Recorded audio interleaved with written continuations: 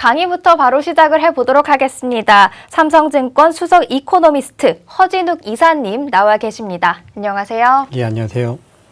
네, 오늘 강의 주제를 FOMC 충격 어떻게 대응해야 하나로 잡아주셨습니다. 진짜 9월 FOMC 충격이 어마어마했습니다. 예, 많은 분들이 좀 계좌 보시기가 좀 겁났을 것 같기도 한데 맞습니다. 어떻게 대응을 하면 좋을까요? 예, 지난 8월 말 잭슨홀 연설 그리고 9월 FOMC의 매파적 충격이 이어지는 가운데 최근에 지난주부터는 또 영국 감세안을 둘러싼 여러 가지 우려들이 겹쳐지면서 글로벌 금융시장의 불안과 우려의 목소리가 매우 높아지고 있습니다. 네.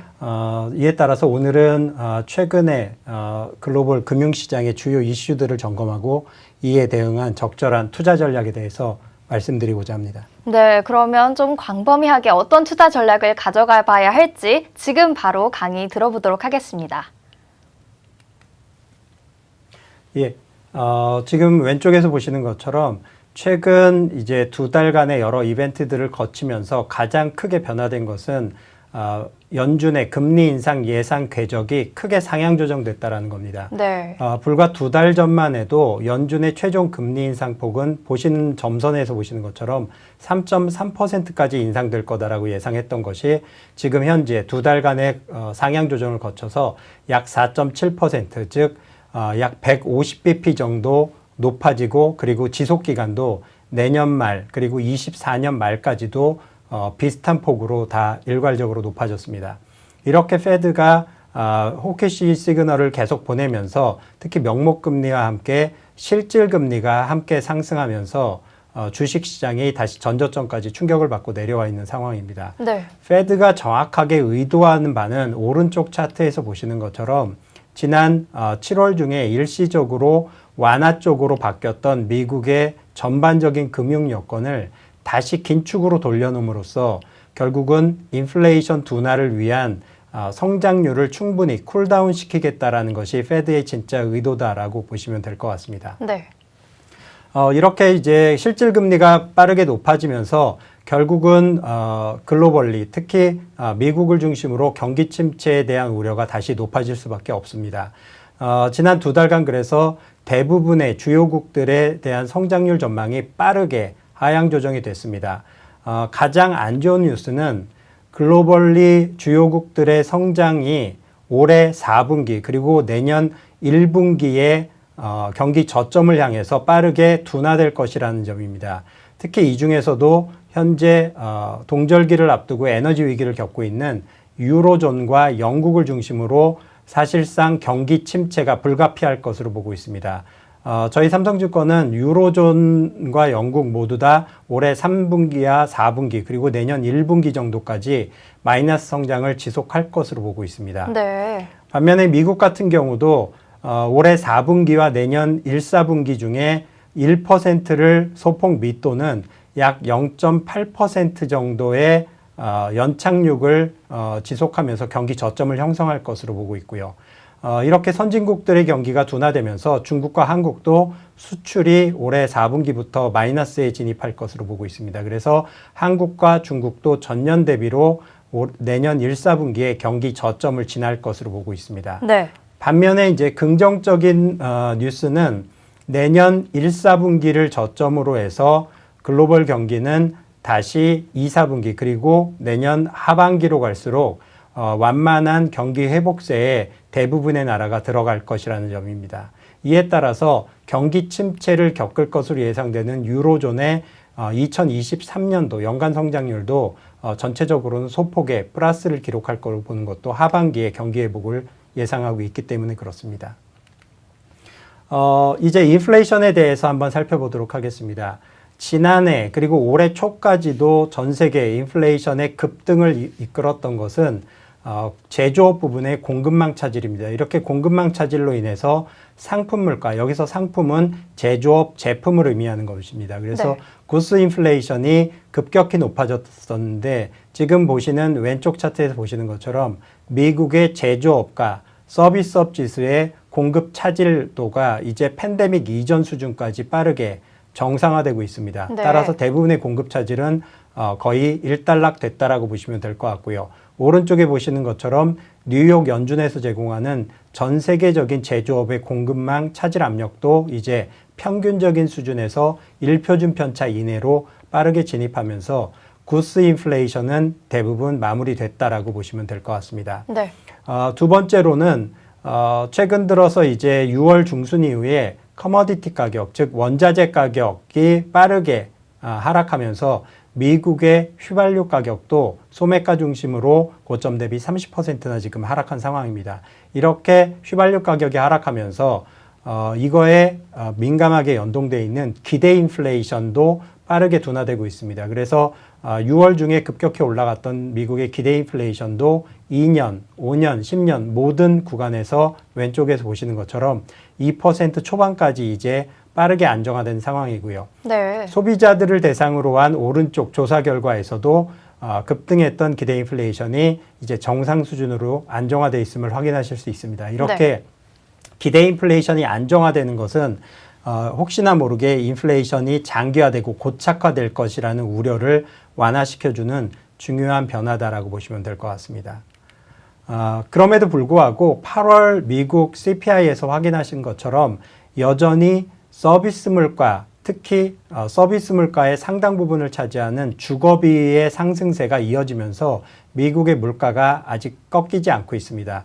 그렇지만 이렇게 서비스 물가를 중심으로 한 핵심 물가는 아직 고점을 형성하지 못한 반면에 여기에다가 에너지 가격과 푸드 가격을 집어넣은 헤드라인 물가는 이미 지난 6월 달을 고점으로 3개월 연속 하락하고 있습니다. 네. 저희가 보기에 이제 마지막 남은 미국의 주거비 상승률도 미국 주거비에 선행하는 다양한 선행 지표들이 이미 12개월 전부터 둔화되기 시작했기 때문에 늦어도 10월에서 11월 정도를 고비로 미국의 주거비도 전월 대비 둔화세로 전환될 것으로 보고 있습니다. 다만 이렇게 주거비가 둔화되더라도 서비스 가격은 둔화되는데 굉장히 완만한 속도로 둔화된다는 점에서 오른쪽에 보시는 것처럼 상품 물가가 내년 초까지 빠르게 둔화되는 것과는 대조적으로 주거비가 둔화되더라도 전반적인 서비스 물가는 완만하면서 전체 물가의 둔화 속도는 내년 초까지는 완만한 추세를 유지할 것으로 그렇게 보고 있습니다. 이에 따라서 헤드라인 물가를 한번 살펴보시면 9%까지 치솟았던 미국의 소비자 물가는 왼쪽에 보시는 빨간색 궤적대로 국제유가가 현재의 90불 내외 수준을 유지할 경우 내년 1사분기, 내년 상반기 중에 현재 수준의 절반 수준인 약 4% 정도까지 내년 상반기 말에 둔화될 것으로 보고 있습니다. 그리고 네. 연말이 되면 2% 물가 목표에 근접하는 2.5% 내외까지 빠르게 둔화될 것으로 보고 있습니다. 물론 이거는 국제유가가 현 수준을 유지한다는 가정하에서고요. 만약에 국제유가가 지금보다 높은 20-30% 높아질 경우에는 노란색 궤적대로 충분히 내려오지 못해서 페드의 금리 인상이 좀 더 필요한 상황이 올 수도 있는 리스크 요인으로 여전히 남아 있다라고 보시면 될 것 같고요. 오른쪽에 보시는 한국 소비자 물가도 비슷한 궤적으로 예상하실 수 있습니다. 이렇게 미국의 금리 인상이 예상보다 높아지면서 금융시장에서는 미국의 경기 침체에 대한 우려가 다시 한번 불거지고 있습니다.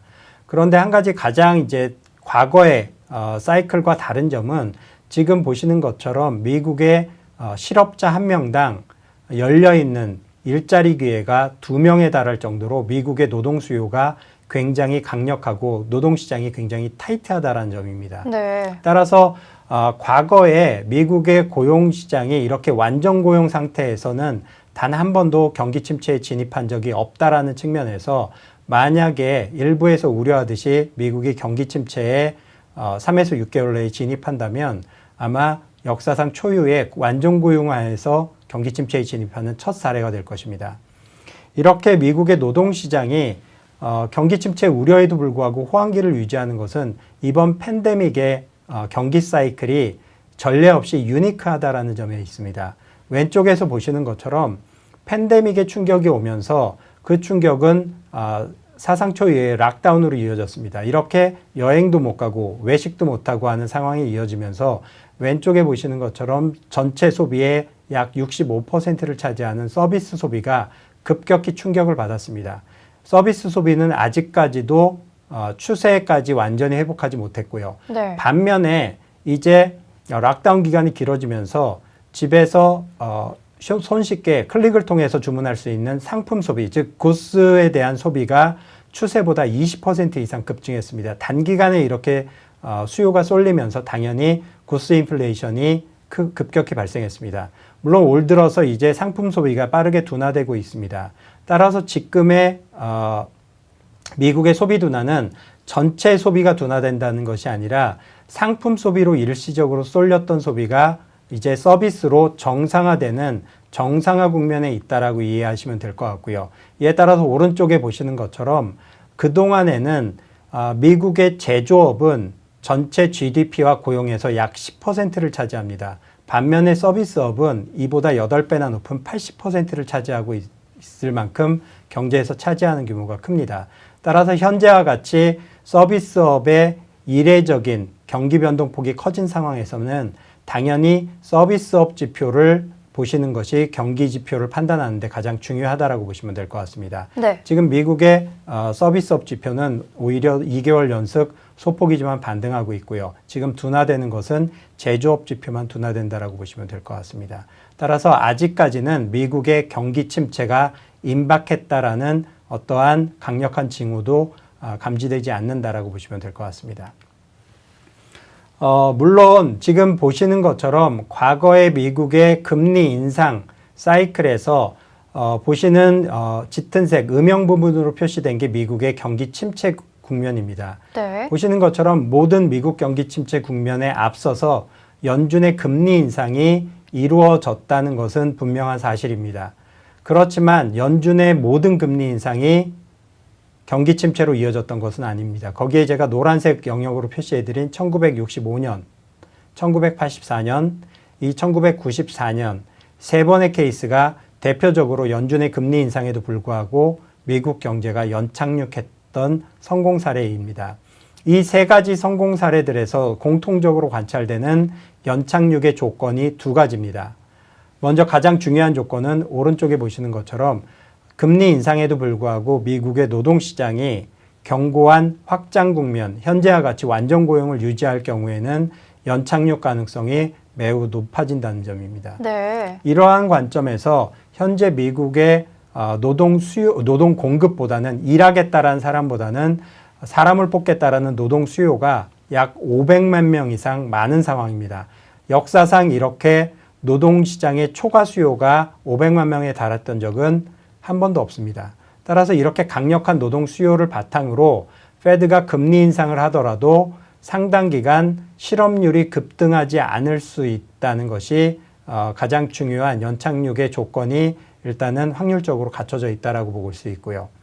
두 번째 조건은 왼쪽에 보시는 것처럼 금리 인상이 경기 침체로 연결되는 주된 채널은 결국은 금리 인상에 따라서 가계 부분의 원리금 상환 부담이 증가하면서 결국은 원리금 상환을 하기 위해서 가계가 다른 소비를 축소하면서 소비 위축이 경기 침체로 연결되는 그 경로입니다.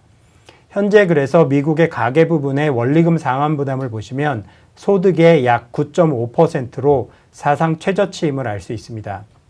최근에 미국의 금리 상승폭을 상당 부분 감안하더라도 저희가 다시 내년 말 기준으로 미국의 가계의 원리금 상환 부담을 계산해 보면 보시는 것처럼 11%까지 올라오게 됩니다. 그럼 평균인 거죠? 예, 물론 단기간에 가파르게 올라오긴 하지만 11%라고 하는 것은 보시는 것처럼 장기간에 걸쳐서 미국의 평균적인 가계의 원리금 상환 부담이기 때문에 이 정도 수준에서 미국 소비가 급격히 위축될 가능성은 현재로서는 높지 않다라고 보고 있습니다. 이에 따라서 지금 1번에서 보시는 것처럼 향후 미국의 시나리오에서 저희는 여전히 미국의 소프트 랜딩, 즉 경기 연착륙을 50%의 확률로 기본 시나리오로 가정하고 있습니다. 다만 최근에 미국의 연준의 최종적인 금리 인상폭이 크게 높아지면서 두 번째 보시는 오버킬, 즉 내년도 미국의 경기 침체 시나리오 또한 확률적으로는 40%지만 사실상 1번 시나리오와 50대 50으로 경합하고 있다라고 보시면 될 것 같습니다. 네. 따라서 향후 3에서 6개월간 미국의 경기 지표가 나올 때마다 소프트 랜딩과 경기 침체 1번과 2번 시나리오를 왔다 갔다 하면서 금융시장은 변동성이 확대될 것으로 보고 있습니다. 따라서 만약에 저희 기본 시나리오는 소프트 랜딩이 맞다라고 보면 3에서 6개월 동안 미국 주식시장은 추가적인 큰 폭의 10% 이상의 하락보다는 현재 수준에서 높은 변동성으로 기간 조정을 보일 것으로 볼 수 있고요. 이에 따라서 2년물 금리는 올해 말에 현재 수준에서 크게 벗어나지 않는 4.2에서 4.3%, 10년물 금리는 4%까지 상승할 것으로 보고 있습니다. 다만 연착륙 시나리오하에서는 내년 상반기에 미국 10년물은 4.5%까지 추가 상승할 리스크가 커 보입니다. 지금 가장 중요한 것은 미국의 연준의 최종금리 인상폭이 명목금리뿐 아니라 실질금리를 급격히 끌어올린다는 데가 가장 중요한 금융시장의 효과가 있습니다. 지금 보시는 차트에서 노란색 선이 미국 10년물의 실질금리이고요. 현재 약 4%까지 빠르게 올라온 상황입니다. 오른쪽 축에 역축으로 돼 있기 때문에 실질금리가 올라갈수록 밑으로 내려간다고 보시면 됩니다. 네. 따라서 실질금리가 이렇게 높아질수록 왼쪽 그림에서 보시는 것처럼 미국 주식시장의 밸류에이션 멀티플은, 즉 소위 말하는 PE 멀티플은 떨어지게 됩니다. 그래서 현재 실질금리 상황에서라면 미국 주식시장의 밸류에이션이 약 10% 정도 추가로 하락할 룸이 있다라고 볼 수 있고요. 반면에 실질금리가 상승하면서 기업 이익의 현재 가치로 환산한 기업 이익이 줄어들게 됩니다. 따라서 먼 미래의 이익의 의존도가 높은 성장주보다는 가치주가 상대적으로 아웃퍼폼하는 기간이 장기화될 것이라는 게 저희의 생각입니다. 최근에 이제 외환시장에서 변동성도 크게 높아지고 달러화도 36년 내 가장 높은 수준까지 올라왔습니다. 킹 달러잖아요. 그냥. 맞습니다.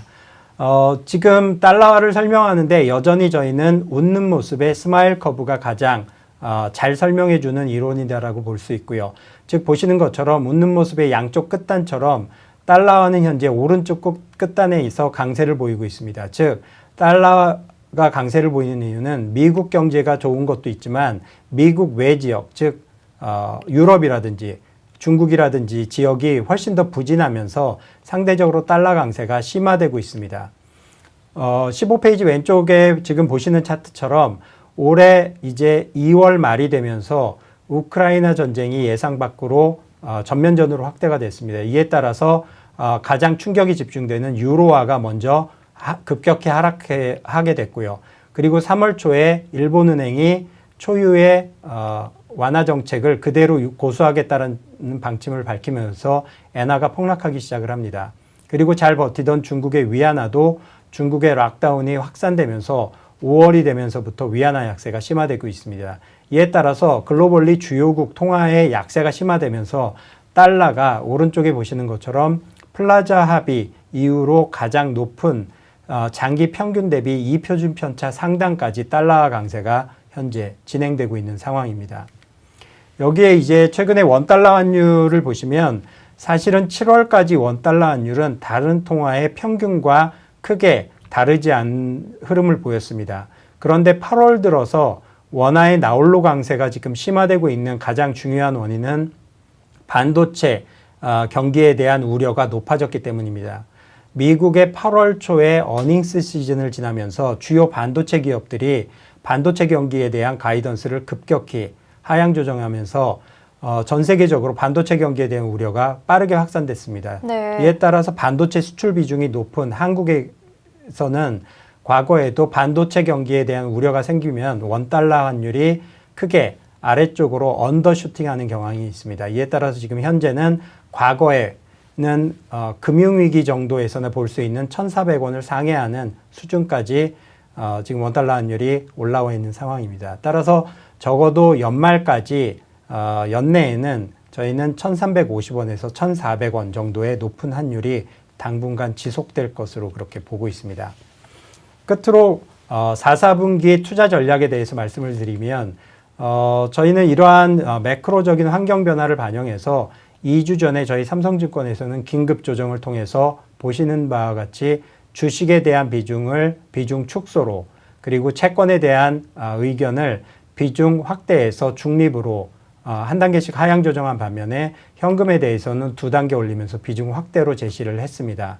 이러한 매크로 상황에서의 중요한 변화가 나타나기 전까지 향후 최소 3개월에서 6개월 기간 동안에는 전체적으로 위험자산에 대한 비중을 줄이고 리스크 관리에 주력하는 보다 보수적이고 신중한 투자 전략이 요구되는 시점이다라고 권고드리겠습니다. 네, 향후 3에서 6개월 정도를 좀 지켜봐야 될 것 같습니다. 뭐 설명을 해주시는 동안 많은 분들이 뭐 삼성전자의 저점은 어디냐, 증시의 바닥은 어디냐, 많은 댓글을 달아주셨어요. 그래서 질문 한 가지 제가 딱 눈에 띈 게 있는데요. 3에서 6개월 위험 관리에 주력하는 신중한 투자 전략을 권고하셨잖아요. 예. 그런데 이제 향후 글로벌 증시 반등 추세로 전환되는 조건이나 시점이 또 따로 있을까요? 예. 굉장히 최근에 저희 국내의 투자자분들이 저한테 가장 많이 주시는 질문이 바로 그것입니다. 그래서 이에 대해서는 특정한 시점을 말씀드리기보다는 조건을 말씀드리는 게 보다 정확할 거다라고 보고 있습니다. 네. 즉, 미국 주식 시장이 글로벌 주식 시장이 확실하게 저점을 형성하는 그러한 경우는 결국은 페드가 금리 인상을 적어도 중단하는 그런 시점이 될 것입니다. 페드가 현재 상황에서 금리 인상을 중단하는 조건은 둘 중에 하나일 겁니다. 첫 번째로는 예상대로 미국의 인플레이션이 명확하게 둔화되는 징후가 나타날 경우에 금리 인상을 중단할 수 있고요. 네. 반대의 경우에서는 미국 경제가 예상보다 빠르게 악화되면서 경기 침체에 진입하는 것이 너무 명확해 보일 때 페드는 역시 금리 인상을 중단할 것입니다. 이 두 가지 케이스 모두도 적어도 향후 3에서 6개월 내에 어떤 명확한 시그널을 보여줄 가능성이 현재로서 높아 보이지 않습니다. 따라서 저희 삼성증권에서는 앞으로 3에서 6개월 동안에 미국 지표들이 발표될 때마다 지속적으로 저희 하우스뷰를 업데이트하면서 저희 투자 전략을 계속적으로 파인튜닝 해 나갈 예정입니다. 네, 뭐 3에서 6개월 정도 그리고 두 가지 조건 지켜봐야 된다 말씀을 해주셨는데 많은 분들 아무래도 지금 계좌가 많이들 팔았을 것 같아요. 그래서 우는 표정들 많이 보내주고 계시는데 이 두 가지 조건 잘 지켜보면서 증시의 반등을 저희가 조금씩 기대해보는 시간 가졌으면 좋겠습니다. 오늘 허진욱 이사님의 강연은 여기서 마치도록 하겠습니다. 감사합니다. 고맙습니다.